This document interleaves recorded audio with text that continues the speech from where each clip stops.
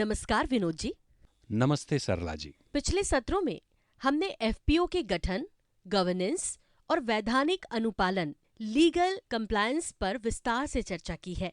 आपको क्या लगता है और ऐसे कौन-कौन से मुद्दे हैं जिन पर हमें विचार जरूर करना चाहिए? हमारे एफपीओ को ऐसा बाजार खोजने में कठिनाई पेश आती है जहां उत्पाद का उचित मूल्य मिल सके। इसके साथ ही हर कीमत और गुणवत्ता को लेकर ग्राहकों की अपेक्षाओं को समझ नहीं पाते। बाजार श्रृंखला से जुड़े लोगों की पहचान भी नहीं कर पाते हैं। मैं चाहूंगा कि आप हमें समझाएं कि बाजार कैसे काम करता है और उस तक पहुंच कैसे बढ़ाई जाए। जी विनोद जी, मैं इन कठिनाइयों को समझ सकती हूँ। इन मुद्दों पर एक-एक करके चर्चा करते हैं और जानते हैं कि आखिर ये बाजार है क्या, ये कैसे काम करता है। जी बिल्कुल। बाजार श्रृंखला से जुड़े लोगों की पहचान वाकई बेहद कठिन काम है। कृपया इन विषयों को विस्तार से समझाइए। तो आइए सबसे पहले हम समझते हैं विपणन या मार्केटिंग को। उसके बाद बाजार के दूसरे पहलुओं को समझने की कोशिश करेंगे। चलिए बात करते हैं बाजार और मार्केटिंग की। आपसे एक सवाल है, जब आप मक्का, गेहूं, चावल, दालें, फल आदि चीजों की पैदावार करते हैं, फिर इनका आखिर करते क्या हैं? जी, जाहिर है हम इन्हें बाजार में बेचते हैं। और आपके लिए बाजार का मतलब क्या है? सरला जी, जहां तक मैं समझता हूं बाजार एक तय जगह होती है जहां माल बेचा जाता है, जैसे हाट, मंडी, सड़क किनारे लगने वाली दुकानें, थोक बिक्री के स्थान, बाजारों में लगने वाली खुदरा दुकानें, सरकारी खरीदी केंद्र, कॉपरेटिव आदि। ये ई मार्केट भी हो सकते हैं जहां ऑनलाइन बिक्री की जाती है। बिल्कुल सही। अगर हमें बाजार को समझना है तो हमारे लिए विपणन अथवा मार्केटिंग को समझना बेहद अहम है। सरला जी, मेरे लिए मार्केटिंग का मतलब है खरीदार, उत्पादन की मांग, गुणवत्ता और मात्रा को लेकर ग्राहकों की उम्मीदों को समझना और उसके मुताबिक उत्पादन करना। जी बिल्कुल सही कहा आपने विनोद जी। इसके साथ ही मार्केटिंग को समझने के लिए आपको कुछ और अहम बातें समझनी होंगी, जैसे कि प्रोडक्ट या उत्पाद, उसका मूल्य, प्रचार प्रसार, ग्राहक एवं बाजार में प्रतिस्पर्धा। विनोद जी, पहले हम समझते हैं कि एफपीओ के ग्राहक कौन होते हैं और उसके बाद हम विपणन के दो महत्वपूर्ण पहलू 4P और 2C पर बात करते हैं। सरला जी, एफपीओ के ग्राहक उसके सदस्य या अन्य किसान हो सकते हैं जो कि एफपीओ से एग्री इनपुट्स खरीदते हैं या अन्य सेवाएं लेते हैं। इसके साथ ही एफपीओ के ग्राहक व्यापारी, थोक विक्रेता, कृषि कारोबारी, खाद्य प्रसंस्करण उद्योग, रिटेल चेन, कमीशन एजेंट आदि भी हो सकते हैं जिनके साथ एफपीओ कारोबार कर सकते हैं। बिल्कुल सही विनोद जी।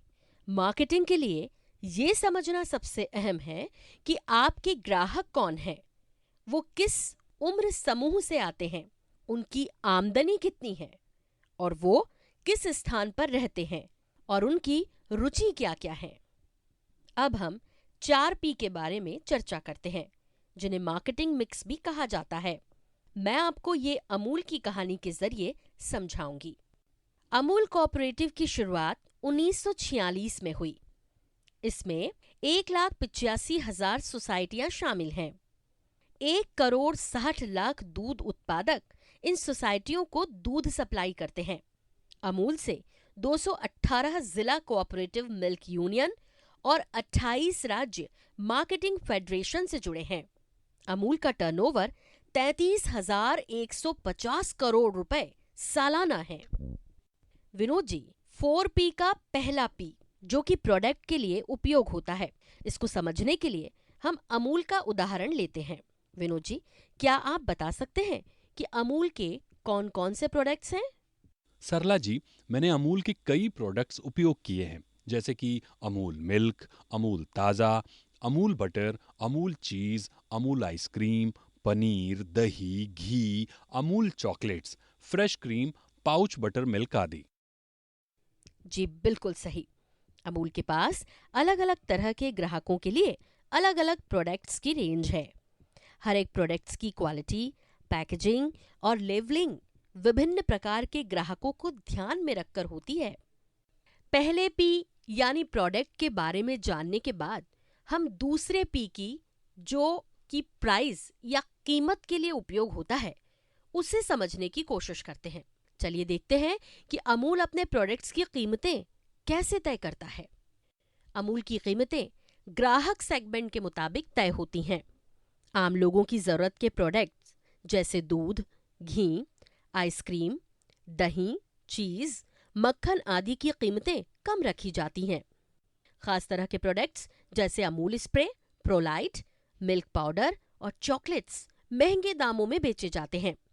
कीमतें तय करते वक्त कच्चा माल, कर्मचारियों पर खर्च, वितरकों का मार्जिन, किसानों का मुनाफा, प्रशासनिक और उत्पादन लागत, प्रतिस्पर्धी कंपनियों के उत्पाद की कीमत, ट्रांसपोर्टेशन का खर्च, पैकेजिंग लागत और टैक्स आदि का भी ध्यान रखा जाता है। अब हम तीसरे पी यानी प्लेस या स्थान के बारे में बात करेंगे। अमूल ने अपने मार्केटिंग चैनल के जरिए कई जगहों पर अपनी पहुंच बनाई है। आइए देखते हैं कि अमूल अपने उत्पाद ग्राहकों तक कैसे पहुंचाता है। अमूल के पास अपना देशव्यापी डिस्ट्रीब्यूशन चैनल है, जिसमें डीलर, फ्रेंचाइजी के साथ होलसेलर और रिटेलर की भी विशाल चेन शामिल है। अब हम अंतिम पी यानी प्रमोशन या प्रचार प्रसार पर चर्चा करेंगे। अपने उत्पादों के प्रचार प्रसार के लिए अमूल ने कई तरीके अपनाए हैं, जिसमें शामिल है टैगलाइन जैसे अटली बटली डिलीशियस और द टेस्ट ऑफ इंडिया, सबकी जानी पहचानी अमूल गर्ल, अमूल ऐप और e commerce, trade show, food मेला जैसे फोरम और सोशल मीडिया प्लेटफॉर्म्स। प्रतिस्पर्धा की अहमियत। कारोबार में कंपटीशन या प्रतिस्पर्धा बेहद अहम होती है। एफपीओ प्रतिस्पर्धा के माहौल में काम करते हैं, जहां उनको अपने उत्पाद की गुणवत्ता या क्वालिटी को लेकर बाजार में श्रेष्ठता साबित करनी होती है।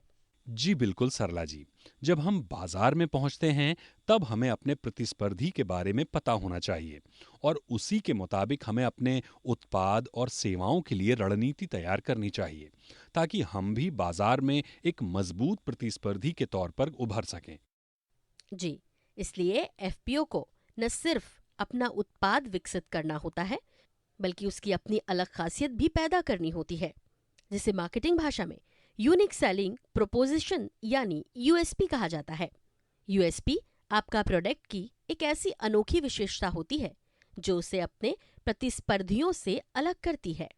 बाजार में प्रतिस्पर्धियों की ताकत और कमजोरी, उनकी रणनीति, फायदेमंद स्थिति, बाजार में पहुंच बनाने में आ रही बाधाओं, उनके उत्पाद की कमजोरियों और इनसे निपटने की उनकी रणनीति का विश्लेषण करने की जरूरत होती है।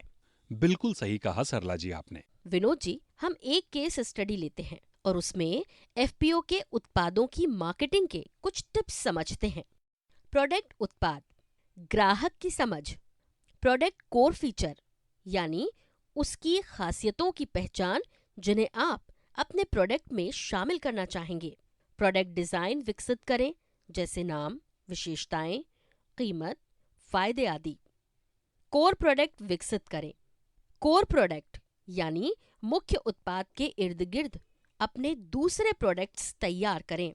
प्रोडक्ट को लगातार विकसित करते रहें। जी बिल्कुल सरला जी, उत्पाद की मार्केटिंग रणनीति बनाने में ये जानकारी बेहद उपयोगी साबित होगी।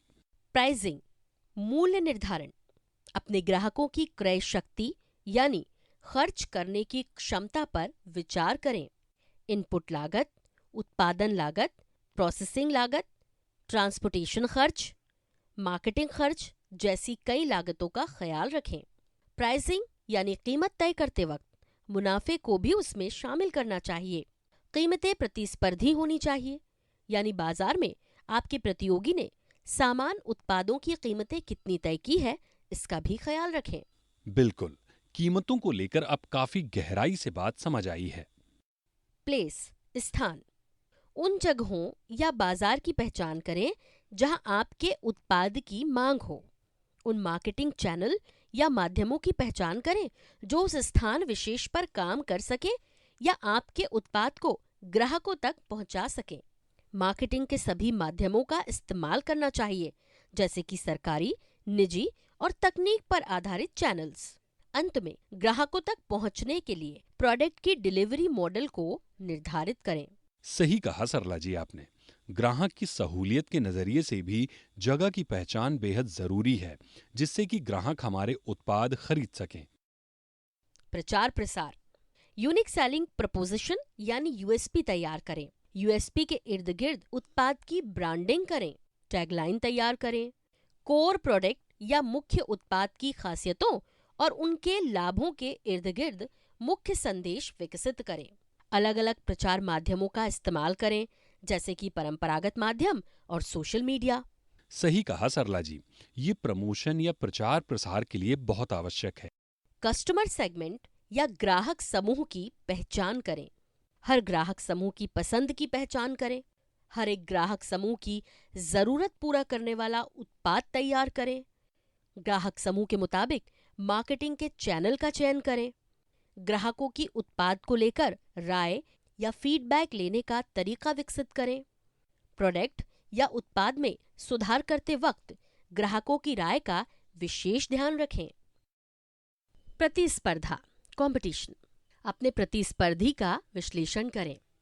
प्रतिस्पर्धी की मार्केटिंग रणनीति को समझें। उनके उत्पाद की विशेषता यानी प्रोडक्ट फीचर, कीमत और डिस्ट्रीब्यूशन चैनल को समझें। बाजार में आ रहे तकनीकी और नियम कानून संबंधित बदलावों पर नजर रखें। बिल्कुल सही कहा सरला जी। ग्राहक समूह और अपने प्रतिस्पर्धी का विश्लेषण और उनकी जानकारी रखना बेहद जरूरी है।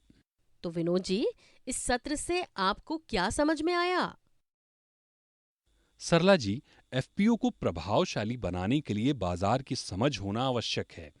मार्केटिंग रणनीति की समझ एफपीओ के मुनाफे को काफी हद तक बढ़ा सकती है। मार्केटिंग मिक्स में 4 पी, प्रोडक्ट, प्राइस, प्लेस और प्रमोशन के इर्द गिर्द मार्केटिंग रणनीति बनाना शामिल है। किसी भी एफपीओ को बाजार में सफलता के लिए ग्राहक, प्रतिस्पर्धी और 4 पी के विश्लेषण के जरिए सही मार्केटिंग मिक्स तैयार करने की आवश्यकता होती है।